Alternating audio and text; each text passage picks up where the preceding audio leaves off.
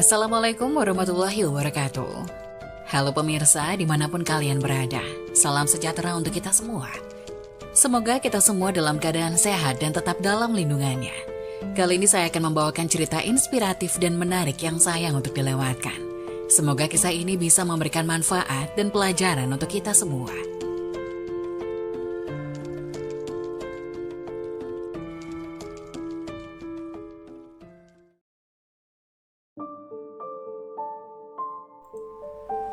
Wajib tahu, sholat subuh tepat waktu Allah jamin 5 hal ini. Salah satunya bisa melihatnya. Sholat 5 waktu adalah kewajiban setiap umat muslim di dunia. Di antara sholat tersebut, salah satu yang berat dilakukan adalah sholat subuh. Karena sholat ini mengharuskan muslim bangun sangat pagi untuk mendirikannya. Karena itu banyak yang menyebut muslim yang taat menjalankan sholat subuh adalah para pejuang subuh, karena tak semua muslim mudah menjalankannya. Salat subuh juga memiliki keutamaan istimewa. Hal ini disebabkan karena nilainya yang tinggi dalam syariat. Rasulullah SAW mengetahui bahwasanya waktu subuh adalah waktu yang sulit. Banyak sekali keutamaan yang akan kita dapatkan di waktu subuh. Salah satunya keutamaannya adalah Rasulullah SAW mendoakan umatnya yang bergegas melaksanakan salat subuh tepat waktu. Sebagaimana yang disebutkan dalam hadis, "Ya Allah, berkahilah umatku selama mereka senang bangun subuh." Hadis riwayat Tirmizi, Abu Dawud, Imam Ahmad, dan Ibnu Majah. Jika Rasulullah SAW yang berdoa, maka tidak akan ada hijab atau penghalang di antara beliau kepada Allah. Karena kita semua tahu, Rasulullah adalah orang yang secara jasadiah paling dekat dengan Allah. Pada hadis lain, Rasulullah SAW bersabda, "Siapa yang menunaikan salat subuh, maka ia berada dalam jaminan Allah dengan sesuatu selain dari salat yang pada saat kamu mendapatkannya, justru kamu tergelincir ke dalam api neraka." Hadis riwayat Muslim. Apabila Allah yang memberikan jaminan, maka tidak ada keraguan sedikit pun bagi kita untuk mengingkarinya. Dari Aisyah radhiyallahu anha, Rasulullah SAW bersabda, 2 rakaat saat fajar pahalanya lebih indah daripada dunia dan isinya. Hadis riwayat Tirmizi. Berikut 5 jaminan Allah bagi hambanya yang mengerjakan salat subuh tepat waktu. 1. Pahalanya seperti salat 1 malam penuh. Dari Utsman bin Affan radhiyallahu anhu, beliau berkata, Rasulullah SAW bersabda, "Barang siapa yang salat Isya berjamaah, maka seakan-akan dia telah salat setengah malam. Dan barang siapa salat subuh berjamaah, maka seakan-akan dia telah melaksanakan salat malam 1 penuh." Hadis riwayat Muslim. Kita akan mendapatkan pahala yang sangat banyak di sisi Allah. Pahala tersebut tidak hanya di dunia saja, bahkan saat di akhirat kelak, Allah akan memberikan pertolongannya kepada hamba-hambanya yang mengerjakan salat subuh tepat waktu, dan pahala dunia yang insya Allah kita akan dapat adalah Allah akan mencukupkan rezeki kita, dan akan memberikan kemudahan bagi seorang hambanya saat dihadapkan pada satu masalah. 2. Sebagai sumber cahaya kiamat. Saat kiamat datang, seluruh alam semesta akan hancur, matahari akan digulung, sehingga keadaan menjadi gelap gulita, dan semua makhluk akan mati. Saat kita dibangkitkan dan dikumpulkan di padang mahsyar untuk menghadapi pengadilan Allah, maka disitulah akan terlihat cahaya dari orang-orang yang semesta hidup di dunia sering mengerjakan kewajiban sholat 5 waktu, dan di antara sholat subuh. Cahaya inilah yang akan menerangi orang-orang beriman, yang tidak pernah meninggalkan sholat 5 waktu, dan akan semakin terlihat terang manakala seorang hamba rajin mengerjakan sholat subuh berjamaah maupun sholat subuh tepat waktu. Ketiga, dijanjikan masuk surga. Tak ada satu orang pun yang tak menginginkan masuk surga dengan segala kenikmatannya. Diriwayatkan dari Abu Musa al-Asy'ari, ia berkata bahwa Rasulullah SAW pernah berkata, "Barang siapa yang mengerjakan sholat bardain, yaitu sholat subuh dan sholat asar, maka dia akan masuk surga." Hadis riwayat Bukhari nomor 574 dan Muslim nomor 635. Dapat disimpulkan bahwa ada 2 sholat yang mempunyai keutamaan lebih besar dibanding keutamaan sholat wajib lainnya. Sebagian besar ulama berpendapat karena 2 waktu tersebut adalah waktu yang sulit. Kita semua tahu bahwa waktu subuh adalah waktu di mana kita sedang enak-enaknya mengistirahatkan tubuh, dan waktu asar adalah waktu di mana sedang sibuk-sibuknya bekerja untuk mencari rezeki. Jadi untuk bisa mengerjakan secara tepat waktu rasa-rasanya sulit. Oleh karena itu, Allah memberikan keutamaan lebih dibanding dari salat wajib yang lain. 4. Selalu dalam lindungan Allah. Tiada perlindungan yang lebih diinginkan oleh seorang hamba, melainkan hanya perlindungan dari Allah. Karena dengan mendapatkan perlindungan dari Sang Pencipta, maka sudah dipastikan hidup seseorang akan selalu diselimuti dengan ketenangan dan tidak akan pernah takut dengan apapun, baik harta, jabatan, keluarga, bahkan dari kejahatan yang disebabkan oleh manusia. Dari Jundab bin Syufya, Rasulullah SAW pernah bersabda, "Barang siapa yang menunaikan sholat subuh, maka ia berada dalam jaminan Allah. Maka jangan coba-coba membuat Allah membuktikan janjinya. Barang siapa yang membunuh orang menunaikan sholat subuh, Allah akan menuntutnya, sehingga Allah akan membenamkan mukanya ke dalam neraka. Hadis riwayat Muslim, At-Tirmizi, dan Ibnu Majah. Dapat disimpulkan bahwa Allah memberikan balasan bagi siapapun yang menghalangi orang lain untuk mengerjakan sholat, terutama adalah sholat subuh.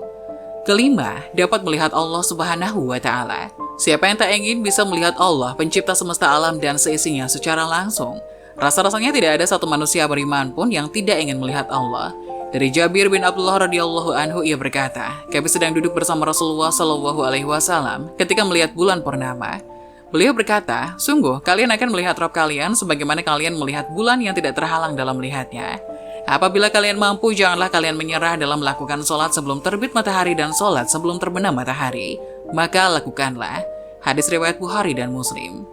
Adapun jangan tinggalkan dua surat yang dicontohkan Nabi Muhammad SAW ini saat salat subuh setelah membaca Al-Fatihah.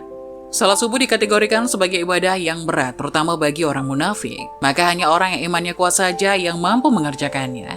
Saat mengerjakan salat subuh sama seperti salat lainnya, wajib membaca surat Al-Fatihah. Selanjutnya dianjurkan untuk membaca ayat-ayat yang ada di dalam Al-Quran. Lantas surat apa yang sebaiknya dibaca saat salat subuh, bahkan jangan sampai tertinggal? Salah satu sunnah sholat yaitu membaca surat yang ada di dalam kitab suci Al-Quran. Baik itu surat berupa ayat pendek maupun panjang, diperbolehkan dengan tetap memperhatikan bacaannya. Ayat Al-Quran yang wajib dibaca yakni surat Al-Fatihah, baik dalam sholat wajib maupun sunnah. Adapun surat atau syarat Al-Quran dibaca setelah membaca Al-Fatihah ialah bebas. Sebagai pengetahuan, Al-Quran terdiri dari 114 surat dan 6.000 lebih ayat. Jadi semuanya memiliki pilihan surat atau ayat yang melimpah untuk dibaca. Saat sholat setelah membaca Al-Fatihah, dianjurkan untuk membaca surat atau ayat dalam Al-Quran tersebut. Mungkin dari surat-surat pendek yang ada dalam juz 30 alias juz amma. Akan tetapi ada dua ayat yang sering dibaca oleh Rasulullah SAW ketika sholat subuh. Apa suratnya? Dari Qutbah bin Malik, beliau pernah berkata, ia pernah sholat subuh bersama Nabi SAW. Beliau pada rakaat pertama membaca surat Qaf ayat 10 yang artinya, dan pohon kurma yang tinggi-tinggi yang mempunyai mayang yang bersusun-susun. Hadis riwayat Muslim. Dari hadis tersebut bisa disimpulkan Rasulullah SAW di rakaat pertama pada salat subuh setelah membaca Al-Fatihah, beliau membaca surat Qaf sampai ayat ke-10 saja.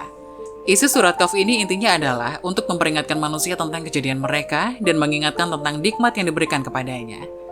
Begitu juga peringatan tentang hari berbangkit, hari berhisab, surga, neraka, pahala, dosa, dan lain sebagainya.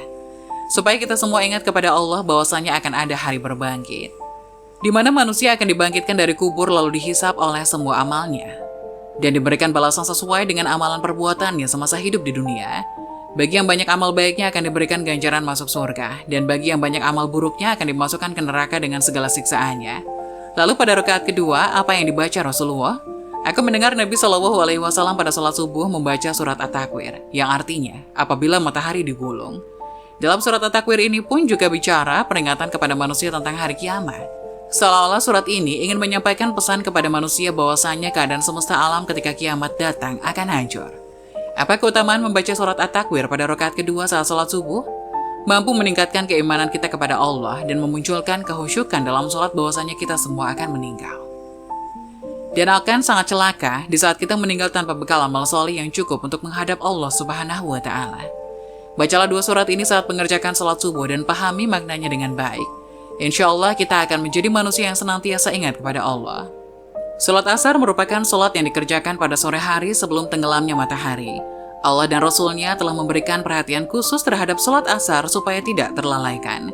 Karena bagi siapa saja yang sengaja meninggalkan salat asar, maka akan dihapuskan segala amalannya dan menjadi sia-sia pahala tersebut. Supaya kita lebih termotivasi lagi untuk menjaga salat asar, berikut ini adalah keutamaan dari salat asar. 1. Termasuk salat wusta. Salat asar ialah salat wusta. Allah telah memberikan penegasan agar salat ini benar-benar dijaga dan dilaksanakan secara khusyuk karena Allah Subhanahu wa Ta'ala. Allah berfirman, yang artinya, peliharalah semua salat dan salat wusta, dan laksanakanlah karena Allah dengan khusyuk. Quran Surat Al-Baqarah ayat 238. 2. Malaikat berkumpul pada waktu salat asar. Mengenai keutamaan salat asar juga terdapat pada hadis yang diriwayatkan oleh Abu Hurairah radhiyallahu anhu.